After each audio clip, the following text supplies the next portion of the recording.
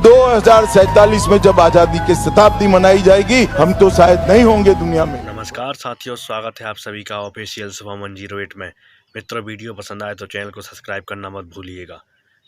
दोस्तों, हम चर्चा करने वाले हैं सांसदीय चुनाव 2024 के विषय में। इस समय सांसदीय चुनाव होने वाला है। अप्रैल के महीने में सभी और पूरे देश में वोटिंग हो जाएगी। तब अमित शाह जी का एक बयान बहुत वायरल हो रहा है, जो देश और भारतवर्ष के भविष्य को तय करेगा। अमित शाह जी कहते हैं कि एक बार प्रधानमंत्री मोदी जी को तीसरी बार मौका दे के दीजिए, तीसरी टर्म देखिए, तो इस देश को हम इतना विकसित कर देंगे कि 2047 तक भारत विश्वगुरु और विकसित भारत की श्रेणी में आ जाएगा। और ऐसे फैसले लेंगे जो देश हित में, राष्ट्र हित में होंगे। शायद उस समय तक हम जिंदा नहीं रहेंगे। ऐसा अमित शाह जी बोलते हैं कि 2047 तक हम शायद नहीं रहेंगे, किंतु यह देश के युवा इस बात को ध्यान रखें कि उनके लिए एक महान भारत का निर्माण हम करके जाएंगे। और इस बात को कहते हुए अमित शाह जी कहते हैं कि एक बार मौका, तीसरी बार मौका ज़रूर देकर देखिए। इस देश का उज्जवल भविष्य के लिए हम बहुत से कड़े कानून लेने के लिए प्रतिबद्ध हैं। देखिए वह वीडियो।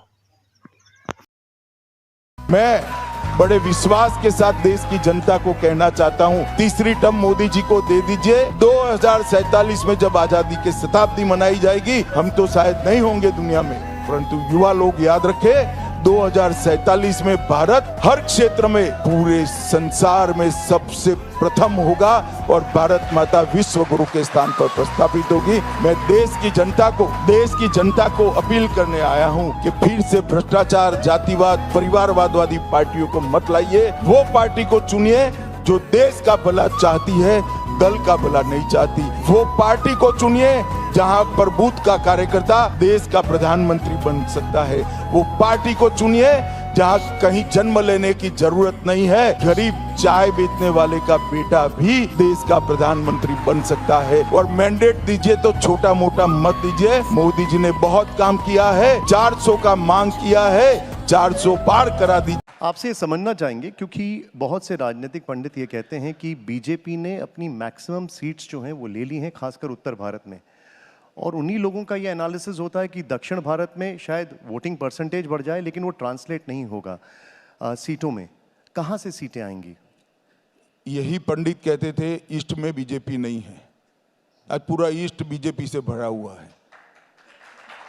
अगर हम पंडितों की सुनते कि तो दो के दो रहते हैं, हम 2 से 300 पार गए, पंडितों को मालूम ही नहीं पड़ा कहां से करा है भाई।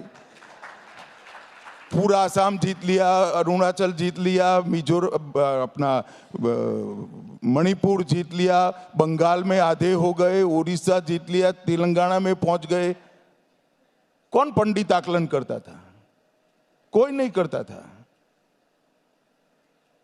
जब देश को हमारी पार्टी के नेता पर विश्वास है तो देश एक है, हर जगह से वोट मिलेगा, हर जगह से सीट मिलेगी और हम 400 पार कर तीसरी बार लगातार 2/3 बहुमत के साथ सरकार बनाएंगे। गृह मंत्री जी, प्रधानमंत्री मोदी जी ने कई बार अपने वक्तव्यों में कहा कि पहले 5 साल गड्ढे भरने के होंगे, उसके बाद दूसरे 5 साल जन आकांक्षाओं के, और फिर अगले 5 साल कड़े फैसलों के। क्या वो कड़े फैसले हो सकते हैं?